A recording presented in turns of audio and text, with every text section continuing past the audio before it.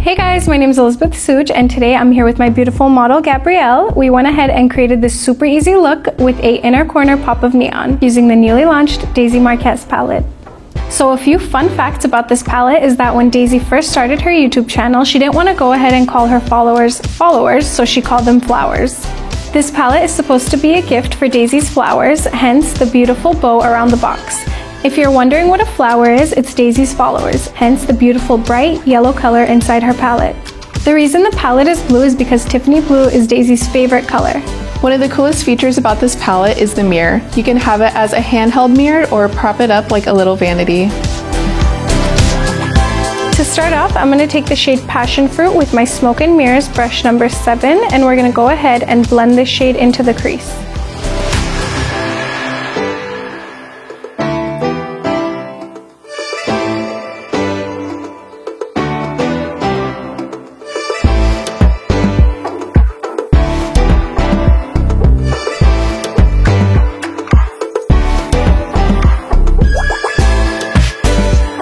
Taking the Smoke and Mirrors brush number 5, I'm going to go ahead and pat the shade Passion Fruit all over her lid.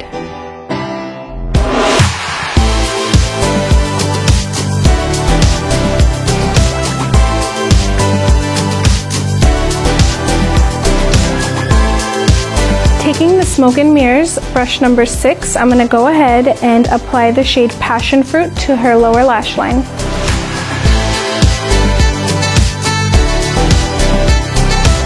Taking the Smoke and Mirrors brush number 10, I'm going to go ahead and dip into the shade Slime, and we're just going to go ahead and take that color and place it into the inner corners of her eyes. Taking Lash Style number 302, I'm going to go ahead and apply that to her lash line.